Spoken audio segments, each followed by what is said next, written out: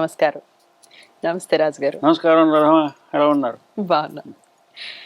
ఎన్నాళ్ళు ఇలాగా ఈ పోస్ట్ డాక్టర్లు అయిపోయాక మరి ఫైనల్ గా ఏదన్నా మొదటి ఉద్యోగం కింద తర్వాత జాయిన్ అయ్యారా? చెప్పాను కదా, అశోక్ కుమార్ అన్నవాడు రిజ్యూమే తీసుకెళ్ళాడు. ఆ, తీసుకెళ్ళి వాళ్ళ బాస్కి ఇచ్చాడు. వాళ్ళు నన్ను ఇంటర్వ్యూకి పిలిచారు. హ్మ్, అది ఇప్పుడు బేసిక్గా ఈ న్యూయార్క్ ఇన్సిడెంట్ అయిన వారానికి హ్మ్, ఒక 10-15 రోజుల్లో తేడాలో ఇదంతా కూడా రఫ్గా మే 1976. హ్మ్, సో నన్ను ఇంటర్వ్యూకి పిలిచారు. ఆ కంపెనీ పేరు ఎండబ్ల్యూ కెలాగ్. హ్మ్, ఈ కెలాగ్ అనేది ఏంటంటే ఒక major international construction company. Hmm, ఆ రోజుల్లో Kellogg, Bechtel, Fluor Daniel, Brown and Root, hmm, ఈ ఏరియాలో ఇవన్నీ కూడా petrochemical plants, refineries, plastic manufacturing plants, power plants, ఇవన్నీ డిజైన్ చేసి కన్స్ట్రక్షన్ చేసే మేజర్ కంపెనీస్ అన్నమాట. ఇవన్నీ కూడా షికాగోలో సర్జెంట్ అండ్ లుండి అని power plants, nuclear power plants చేసేవాడు. బెక్టెల్ వాడు కూడా న్యూక్లియర్ పవర్ ప్లాంట్స్ చేసేవారు. సో అక్కడ అన్ని చోట్ల ఇంజనీరింగ్ కన్సల్టింగ్ మన వాళ్ళు ఇంజనీర్స్ చాలామంది ఈ కంపెనీలోనే పనిచేసేవారు. 8 మిగతా చాలామంది యూనివర్సిటీలో ప్రొఫెసర్లుగా పనిచేసేవారు. డాక్టర్లు అందరూ ఇంచుమించు కౌంటీ హాస్పిటల్స్లో పనిచేసేవారు. ఫర్ ఎగ్జాంపుల్ షికాగోలో కుక్ కౌంటీ హాస్పిటల్ ఉంది. అందులో 90% ఆఫ్ డాక్టర్స్ ఇండియన్సే అప్పుడు ఆ రోజుల్లో. సో ఈ నాకు కెలాగ్ వాడు కూడా ఇంటర్వ్యూకి పిలిచిన తర్వాత the gave me job. Same day నేను పోస్ట్ డాక్టర్లుగా టర్బులెన్స్ ల్యాబ్లో పనిచేస్తున్నప్పుడు 2 ఫోన్ కాల్స్ వచ్చాయి. మొట్టమొదటి ఫోన్ కాల్ లాంగ్ ఐలాండ్ నుంచి నాకు జాబ్ ఆఫర్ చేస్తూ $18,000 a year జాబ్ ఆఫర్.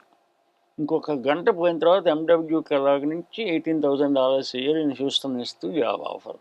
రెండు ఒకే రోజు, 2 గంటల వ్యవధిలో. అప్పుడు ఎక్కడ ఉండాలా, న్యూయార్క్ వెళ్ళాలా లేకపోతే ఇక్కడ ఉండాలి, ఏది బెటర్ ఆపర్చునిటీ అనే ఆలోచన వచ్చి హ్యూస్టన్లో ఉందాం. అప్పటికి పోస్ట్ డాక్టర్లు చేశాను. అందులో 4 ఫ్రెండ్స్ వచ్చారు. ఈ నాలుగేళ్ళని ఎక్కడో మనకి అయింది లేదు అని చెప్పేసి I decided to stay in Houston. ఈ ఎండబ్ల్యూ కెలాగ్ అనే కంపెనీలో 1976 జూన్ జూలై ప్రాంతాల్లో జాయిన్ అయ్యాను. సో హ్యాపెండ్ అశోక్ కుమార్ నా ఇమీడియట్ సూపర్వైజర్. మీ ఇద్దరం కూడా మెకానికల్ ఇంజనీరింగ్లో ఫ్లూయిడ్ మెకానిక్స్ ఈ సబ్జెక్ట్లో ఎక్స్పెరిమెంటల్ ఇంజనీర్స్. మేము థియరిటికల్ ఇంజనీర్స్ కాదు. అంటే ఏదైనా టెస్టింగ్ చేయడానికైనా దానికి దీనికి కూడా. అదే నా first project, as a matter of fact major only project కెలాగ్లో ఉన్నంతకాలం. ఇది టెక్నికల్గా ఎక్కువ చెప్పక్కర్లేదు కానీ ట్రూకీగా చెప్తాను. ఒక బొగ్గుతో ఆపరేట్ అయ్యే power plant, coal based power plant. అమెరికాలో ఫిలడెల్ఫియా చాలా చోట్ల కోల్ బేస్డ్ పవర్ ప్లాంట్స్ ఉంటాయి. ఇండియాలో కూడా సింగరేణి పవర్ ప్లాంట్ ఉంది. ఇవన్నీ కూడా కోల్ బేస్డ్ పవర్ ప్లాంట్స్. ఈ కోల్ బేస్డ్ పవర్ ప్లాంట్లో ఏమిటవుతుందంటే ఆ ప్రాసెస్ అయినప్పుడు సల్ఫర్ డయాక్సైడ్ రిలీజ్ అవుతుంది. Sulphur dioxide is a highly toxic gas. ఆ టాక్సిక్ గ్యాస్ గాలిలోకి వెళ్ళకూడదు. దాన్ని కంట్రోల్ చేయాలి, టాక్సిక్ గ్యాస్ లేకుండా. దానికి ఏం చేస్తారంటే సల్ఫర్ డయాక్సైడ్, సల్ఫర్ అంటే SO2 సింబల్. దానికి ఏంటంటే కాల్షియం డయాక్సైడ్ CO2. కాల్షియం డయాక్సైడ్ని 2 మిక్స్ చేస్తే ఈ సల్ఫర్ని కాల్షియం అబ్జార్బ్ చేసుకుంటుంది. చేసి కాల్షియం సల్ఫేట్ అని ఒక కేక్ ఫామ్ అవుతుంది. సో ఆ విధంగా సల్ఫర్ రిమూవ్ అయిపోతుంది. కార్బన్ డయాక్సైడ్ CO2 అవుతుంది, అది రిలీజ్ అవుతుంది. అది డేంజరస్ కాదు. సో నా ఉద్యోగం ఏంటంటే ఈ SO2 నుంచి ఈ CO2 కలిపినప్పుడు, ఈ A2 కలిపినప్పుడు ఈ కాల్షియం పార్టికల్ సైజ్ ఎంత ఉండాలి, అది లిక్విడ్ ఫామ్లో ఉండాలి. సో ఎంత ఫామ్లో ఉండాలి, ఎంత స్పీడ్లో ఉండాలి, ఈ optimisation of the chemical reaction between the two, అది నేను కనిపెట్టాలి. That is my research project.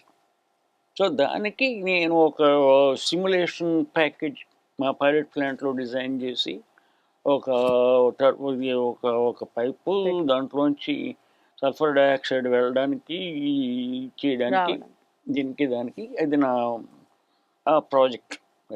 ఒక విధంగా పెద్ద ప్రాజెక్ట్, ఇంపార్టెంట్ ప్రాజెక్ట్. సో దాంట్లో కెలాగ్లో జాయిన్ అయ్యాను. Completely independent. నాకు ఎవరు చెప్పేవాళ్ళు ఎవరు లేరు. మా గ్రూప్లోనేమో 10 మంది ఉండేవాళ్ళం బేసిక్గా మెకానికల్ గ్రూప్లో. రాబర్ట్సన్ మా బాసు, ఎక్స్పెరిమెంటల్ సైడ్ నేను అశోక్ కుమార్ ఉండేవాళ్ళం. థియరిటికల్ సైడ్ చేయడానికి ఒక 4 ఇండియన్ ఇంజనీర్స్ ఉండేవారు. సోనీ అని ఒక పంజాబీ వాడు, సంతోష్ మండల్ అని ఒక బెంగాలీ వాడు, 2 చైనీస్, ఒక వియత్నాం వాడు లిందో అని, కింగ్ ఫా అని ఇంకోడు చైనా వాడు. వాళ్ళ మీద రాశాను కదా ఒకటి. వాళ్ళతో పని చేస్తున్నప్పుడు ఇంకొక 2 అమెరికన్స్ ఉండేవారు. The most important person I met in that this thing is Lowell Fraley అన్నతను. మా బాస్ అవ్వాల్సిన వాడు అవ్వలేదు ఫర్ పొలిటికల్ రీజన్స్. అతను బ్రిలియంట్ మ్యాన్, టెక్నికల్గా బ్రిలియంట్ మ్యాన్. ఎంత బ్రిలియంటో అంత మితభాషి. అతను ఒక సెంటెన్స్ మాట్లాడితే టెక్నికల్గా అందులో ఒక 50 సెంటెన్సులు ఉంటాయి. దానికి అర్థం మామూలుగా మాట్లాడినా కూడా తక్కువ మాట్లాడతాడు, but this a lot of sense. అతని దగ్గర నుంచి నేను నేర్చుకున్నది, పూర్తిగా నేర్చుకోలేకపోయింది క్లుప్తత. నువ్వు 5 పేరాలు రాయక్కర్లా, 5 పేరాలలో రాయవలసింది నువ్వు ఒక 3 వాక్యాల్లో రాయగలిగితే that is the right thing to do. దానికి కారణం ఏంటంటే రాయడానికి అలా చేయడానికి ఆ రోజుల్లో ఈ కంప్యూటర్లు, కటింగ్లు, పేస్టింగ్లు, ఇరేజ్లు ఏమి కాదు. ఒక టెక్నికల్ మెమో రాస్తే మేము హ్యాండ్ రిటర్న్ మెమో రాసేవాళ్ళం. మాకు డిపార్ట్మెంట్కి ఒక సెక్రటరీ ఉండేది. ఆ అమ్మాయి టైప్ కొట్టాల్సి వచ్చేది. నేను 10 పేజీలు మెమో రాసి టైప్ కొడితే ఆ అమ్మాయి చచ్చడి తిట్టేది. అవునా బుద్ధి తెలియదు, ఏంటి ఇంత రాస్తావు, ఏంటి తక్కువ రాయండి. ఎందుకంటే అది కార్బన్ పేపర్ పెట్టాలి, 5 కాపీలు పెట్టాలి, అందరికీ పంచి పెట్టాలి. చాలా పెద్ద తతంగా ఉండేది ఆ రోజుల్లో. సెక్రటరీస్ ఉండేవారు అప్పుడు. ఇతను అలా కాకుండా చాలా క్లుప్తంగా రాసేవాడు, ఎఫెక్టివ్గా రాసేవాడు. ఒక 5-6 ప్యాటెంట్స్ ఉన్నాయి. అతని ప్యాటెంట్స్ తోటి the company made billions of dollars.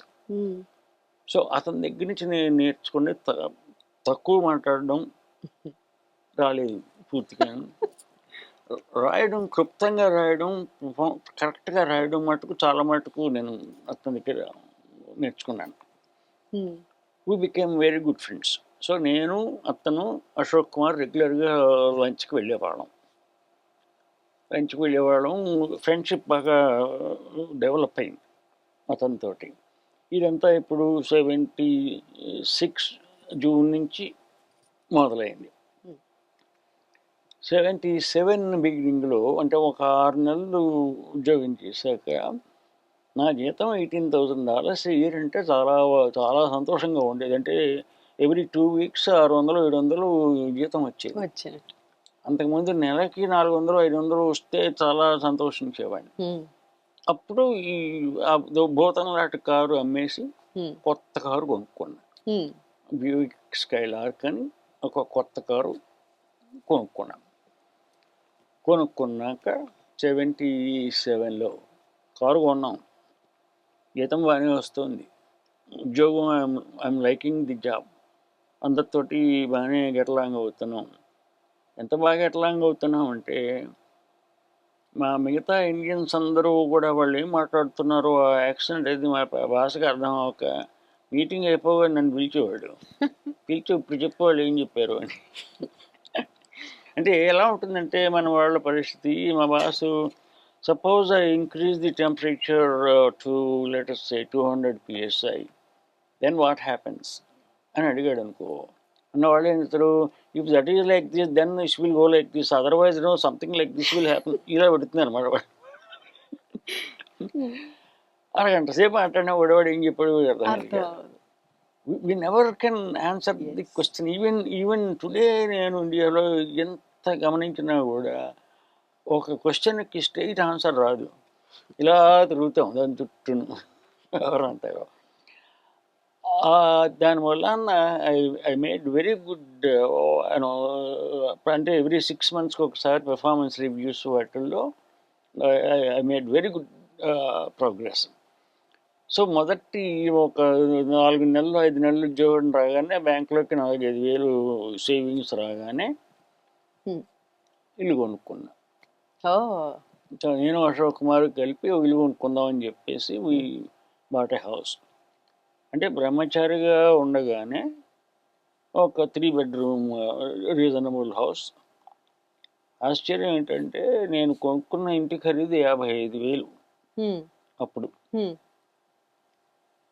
2 years back మా అబ్బాయి ఆస్టిన్లో ఇల్లు కొనుక్కున్నాడు. Hmm. వాడు కొనుక్కున్న ఇల్లు ఖరీదు 55,000 కాదు, ఇంకో 0 పెట్టు, 5.5. $5,00,000. అంటే అదే ఏజ్.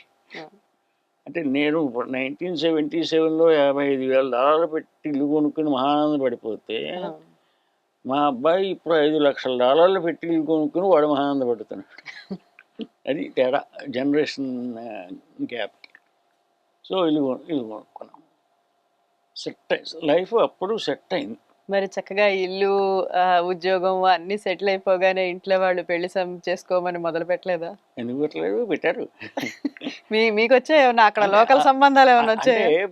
ముఖ్యంగా డైలాగులు ఎలా వచ్చేవంటే, నాకు తమ్ముడు ఉన్నాడు.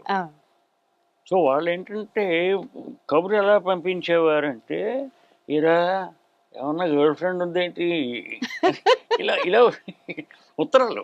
అదే వీళ్ళు అంటే ఎర్రగా పొరగా ఉంటారు అమెరికా అమ్మాయిలు, వీళ్ళు అప్పటికే అమెరికా అమ్మాయిలు చేసుకోవడాలు ఇవన్నీ సినిమాల్లో చూస్తారు, ఇవన్నీ ఉన్నాయి కదా. సినిమాల్లో ఇలా వేషం ఇస్తారు, వాడి చేత రేలంగ్ చేత వాడి చేత కూడా అమెరికన్ రిటర్న్ అని ఇవన్నీ ఉండేవి. బట్ కాలేదు. 78లో అంటే ఒక ఏడాదిన్నర ఉద్యోగం తర్వాత ఫస్ట్ టైం సరే మనం ఇంకా ఇండియా వెళ్ళి పెళ్లి చేసుకుందాం, వయసు మీరిపోతుంది అనిపించింది. మా తమ్ముడు కూడా ఓసారి వచ్చాడు ఇండియా. బట్ వాడు కూడా నా పెళ్ళి అయితే కానీ వాడి పెళ్ళి అవుతుంది కదా, వరుసలో ఉన్నారు కదా తమ్ముడు. సో ఇద్దరం కలిపి 78లో ఇండియా వెళ్ళడానికి, పెళ్ళి అవుతుందో లేదో తెలియదు, but India is to go. So 78లో ఇండియా వెళ్ళాం. అదొక పెద్ద తమాషా. పెద్ద తమాషా ఎందుకంటే అప్పటి నేను ఉద్యోగంలో చేరే 1.5-2 ఏళ్ళే అయింది. సో నాకు మొత్తం అక్యూములేట్ అయిన వెకేషన్ రఫ్గా 2 weeks. అంటే వాళ్ళు ఏడాదికి వారం సెలవులు లెక్క, అది చాలా స్ట్రిక్ట్గా ఫాలో అవుతారు అక్కడ. 2 ఏళ్ళు అయింది కాబట్టి నాకు 2.5 weeks ఇవ్వడానికి మా బాస్ ఒప్పుకున్నాడు. తమాషా, నాకు 2.5 weeks చాలదు, ఒప్పుకుని వెళ్ళిన తర్వాత పెళ్లి కుదిరింది అనుకో, దానికే ఒక 15 రోజులు నెలలో పడుతుంది, ఇంకొక 2 weeks కావాలన్నాను. అంటే no, you can give it just like that, unless you have a medical reason అన్నాడు. అంటే వాట్ మెడికల్ రీజన్ అంటే, suppose you go they you have a heart attack or something like that one, then I can give you అన్నాడు. Okay, tell me what you want, I can get it అన్నా. Certificate ఇచ్చాడు ఎంతసేపు. అంటే what you mean అన్నాడు. అంటే నీకు మా దేశం సంగతి తెలియదు, నీకు క్యాన్సర్ కావాలనుకో, క్యాన్సర్ వస్తుంది నాకు, అందులో ఏ క్యాన్సర్ కావాలో చెప్పు, అది కూడా ఇస్తాను. హార్ట్ అటాక్ కావాలా, హార్ట్ అటాక్, లివరా కావాలి, నీకు ఏ జబ్బు కావాలంటే ఆ జబ్బు మా వాళ్ళు ఇస్తారు, నీకేం give me vacation, nothing doing. Nothing doing అలాడు ఫేక్ సర్టిఫికెట్లు అవి ఏం కుదరదు అన్నాడు. So he gave me a vacation for exactly 2.5 weeks. So 2.5 weeksలో పెళ్లి చేసుకుని వెనక్కి రావాలి, అది లెక్క. ఇక్కడ తాతంగం. ఆ రోజుల్లో ఇండియా వెళ్తే కస్టమ్స్ వాళ్ళు ప్రాణాలు తోడేసేవారు. అమెరికా నుంచి నువ్వు బాంబే ఎయిర్పోర్ట్లో దిగ్గానే ఒక 5 అడుగులు వాలిపోతారు నీ మీద. ఏం తెచ్చావు, ఎన్ని బాటిల్స్, 3 in 1 ఉందా, చిన్న టీవీ ఏమైనా పట్టుకొచ్చావా, ఏం పట్టుకొచ్చినా పట్టురాకపోయినా కూడా 5,000 ఇస్తావా, ఎందుకు? 10,000. కస్టమ్స్ డ్యూటీ వేయకుండా ఉండడానికి, నేను లోపలికి వెళ్ళనివ్వడానికి. మీరు ఏదైనా తీసుకొస్తే అప్పుడు డ్యూటీ వేస్తారు, ఏవి తేకపోతే రూల్స్ ఏమీ లేవు. అమెరికా నుంచి ఓ కుర్రాడు బొంబాయిలో దిగ్గానే వాడిని ఎంతో కొంత సమర్పించాలి అక్కడ. నిలువు దోపిడీ చేసేయడమే, అంతే. అంత దారుణంగా ఉండేది పరిస్థితి. నేను మా తమ్ముడు ఏమనుకున్నాం, అండర్ ఎనీ సర్కమ్స్టాన్సెస్ నయా పైసా లంచం ఇవ్వకూడదు. వాడు డ్యూటీ వేస్తే అది కడదాం, దీని మీద ఎంత డ్యూటీ వేసినా పర్వాలేదు అనేసి మేము ఏమేమి తీసుకెళ్తున్నామో. నాకు ఫస్ట్ టైం వెళ్ళడం, వాడు ఫస్ట్ టైం వచ్చినా కూడా ఏమీ కొనే పరిస్థితుల్లో లేడు, జస్ట్ ఎక్కడ కొనుక్కుని వచ్చాడు అంతే వాడు. సో లిస్ట్ రాసుకున్నాం ఎవరికేం పట్టుకెళ్ళాలి ఏంటి అని. సో మాకున్న ఉద్యోగాలు చేస్తున్నాం, కానీ వాడికి కూడా రెగ్యులర్ ఉద్యోగం కాదు. సో వాడు గ్రీన్ కార్డు వచ్చింది కాబట్టి ఫస్ట్ టైం గ్రీన్ కార్డు తోటి వాడు, నాకు ఆల్రెడీ ఉంది కాబట్టి నేను.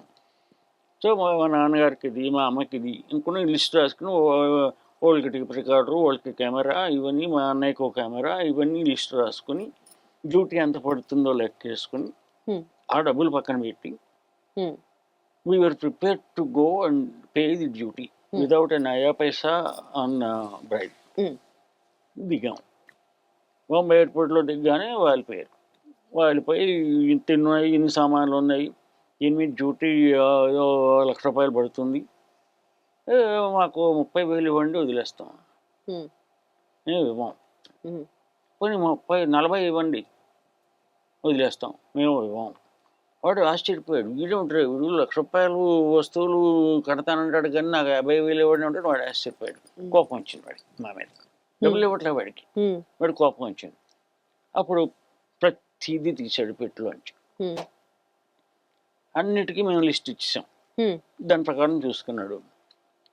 మేము మర్చిపోయిన ఐటమ్, ఒక చిన్న ఐటమ్ ఒకటి ఉంది, నా జేబులో ఉంది. అది ఒక చిన్న పాకెట్ క్యాలిక్యులేటర్, 99 సెంట్లు కొన్నాం. ఈ పాకెట్ క్యాలిక్యులేటర్ లిస్ట్లో లేదు. అది చూశాడు, that pocket calculator is not allowed అన్నాడు. అంటే మరి ఏం చేయమంటావు అన్నాను. You have to pay duty అన్నాడు. పాకెట్ క్యాలిక్యులేటర్ డ్యూటీ అని పోయాను. Even if you pay duty it not allowed అన్నాడు. అంటే మరి ఏం చేయమంటావు అన్నాను. ఏం చేయమంటే అప్పుడు ఏం చెప్పాడు, మేము ఒక కాగితం ఇస్తాం నీకు, ఇక మేము కాన్ఫిస్కేట్ చేస్తాం, అది ఇక్కడేమో గొడవలో పెడతాం, నువ్వు వెనక వెళ్ళేటప్పుడు ఈ కాగితం నువ్వు ఇస్తే నీకు ఇస్తాను, తీసుకెళ్ళిపోవచ్చు. సరే అనుకుని నా కాగితం తీసుకున్నాం. ఆ క్యాలిక్యులేటర్ లోపల పెట్టుకున్నాడు. వెనక్కి వెళ్ళేటప్పుడు నేను అంటున్నాను మా తమ్ముడితో, ఏముండరా ఎవడో పట్టుకుపోతాడు రేపు పట్టుకుని. లేదు వీళ్ళు కనెక్ట్ అని చెప్పేసి వీడి కాగితం పట్టుకెళ్ళి వాడికి చూపించాడు. చూసాడు, క్యాయ్ అన్నాడు. క్యాయ్ అంటే gave the calculator here, receive the receipt, take it అన్నాడు. నో క్యాలిక్యులేటర్ హియర్ అన్నాడు. ఏంటంటే వాడు రాసిన దాంట్లో క్యాలిక్యులేటర్ రాసి దాని మీద 20 ముద్రలు గుద్దేశాడు. ఇక్కడ ఏముంది కనిపించకుండా. ఆ తమ్ముడి కోపం కాగితం ఇలా నలిపి వాడి మొహం టక్కన కొట్టాడు. సెక్యూరిటీ వాళ్ళు రావడం, గొడవ అంతాను. అంటే ఇండియన్ కస్టమ్స్ ఎంత దారుణంగా ఉండేవో ఆ రోజుల్లో, పర్టికులర్లీ ఈ బాంబే చాలా చాలా అన్యాయంగా ఉండేవి. ఇలాంటి ఎక్స్పీరియన్సెస్ భలే జరుగుతాయి. ఇంకా సస్పెన్స్ అదే అసలు మసాలా కదా పెళ్ళి. నేను వెళ్ళేటప్పటికి మా వాళ్ళు ఒక 10-15 సంబంధాలు చూసి పెడతారేమో, మన పన్నల్లా ఏదో అమ్మాయిని చూసి అని అనుకున్నాం. వెళ్తే ఎక్కడ ఇంట్లో మూమెంట్ లేదు, ఎక్కడ 10 సంబంధాలు చూసినా ఇదేం కనపట్లా. ఏంట్రా ఏమైందిరా బాబు అనుకుని కనుక్కుంటే ఉమ్, మా చెల్లెలు, మా ఆఖరి చెల్లెలును మా రెండో చెల్లు వాళ్ళిద్దరికి కాలేజీలో ఒక అమ్మాయి రెగ్యులర్గా కనపడేది. ఉమ్, ఈ అమ్మాయి అయితే బాగుంటుంది రాజాకి, రాజా అని పిలుస్తారు ఇంట్లో. ఈ అమ్మాయి అయితే రాజా అని బాగుంటుంది అని అనుకున్నారు. మాకు క్లోజ్ ఫ్రెండ్స్ ఇద్దరు ఉండేవారు. లక్ష్మణరావు అని అతను కల్పన టాకీస్ యజమాని, స్వామినాయుడు అని క్రౌన్ టాకీస్ యజమాని. వాళ్ళిద్దరూ కజిన్స్, బావమరుదులు. మాకు చిన్నప్పటి నుంచి మా ఇంటి పక్క వెళ్ళే ఎదురుగుండా ఇంట్లో ఓడు, పక్కింట్లో ఓడు. వాళ్ళు ఏం చేశారు, రాజాగారికి సంబంధాలు చూడాలని చెప్పేసి మల్లికార్జునరావు గారిని చెప్పేసి ఒక డాక్టర్ గారు, dermatologist, professor at Kakinada general hospital, Rangaraya medical కాలేజీలో వాళ్ళ అమ్మాయిని నాకు ప్రపోజ్ చేశారు. ఉమ్, ప్రపోజ్ చేసి ఆయనకి రాజా వస్తున్నాడు అమెరికా నుంచి, చాలా ఇది అది ఇది అనుకుంటూ సంబంధం చేస్తే ఆయనేమో ముందు సరే అని పెళ్లి చూపులు చూద్దామని అన్నాడు. తీరా చూస్తే మా చెల్లెళ్ళు అనుకున్న అమ్మాయి ఈ అమ్మాయి. ఓ అది ఎలా తెలిసింది, పెళ్లి చూపులకు వెళ్ళాం. ఉమ్, మా ఇంట్లో పెళ్లి చూపులు అంటే బస్సు వేసుకుని 50 మంది వెళ్తాం. లేకంటే ఎందుకంటే ఒక్కళ్ళ సెలక్షన్ కాదు ఇది, అందరూ సెలెక్ట్ చేయవలసిందే. అందరికీ నచ్చాలి. అందరికీ నచ్చరు, క్వశ్చన్ లేదు అసలు. ఇంకా మేము 5 అన్నదమ్ములు, 4 అప్పచెల్లెళ్ళు, ఉమ్, ప్లస్ మిగతా బంధువులు, మా మామలు, మా బాబాయిలు, మొత్తం అందరం ఉమ్, అందరం కలిసి బస్సులో వెళ్ళాం. మా మామగారులేమో సరిగ్గా కేజీహెచ్కి, వైజాగ్లో కేజీహెచ్కి ఎదురుగుండా వెళ్ళి వాళ్ళది. ఉమ్, ఆయన డెర్మటాలజీ ప్రొఫెసర్ ఉమ్, అక్కడ. సో ఎదురుగుండా ఇల్లు. సో వెళ్ళాం. ఆయన 50 మందితో వీళ్ళు బస్సులు ఎక్కితే ఆయన బెంగెట్టిపోయాడు. ఇదేంటి బాబు, పెళ్లి చూపులకి ఎంతమంది వస్తారు, అసలు పెళ్ళికి ఎంతమంది వస్తారు, ఆయన బెంగెట్టిపోయారు. సరే కూర్చున్నాం, మేము అందరం ఇలా కూర్చున్నాము. అమ్మాయిని తీసుకొచ్చారు. ఉమ్, అమ్మాయిని చూస్తే అమ్మాయి ఇలా చూస్తుంది, ఇలా చూస్తుంది, ఏం అర్థం అవ్వాలి అమ్మాయికి. ఉమ్, పెళ్లి చూపులు అయిపోయిన తర్వాత ఎలా నచ్చిందా అంటే, మాకు అసలు పెళ్లి కూతురు ఎవడో మాకు సరిగ్గా తెలియలే.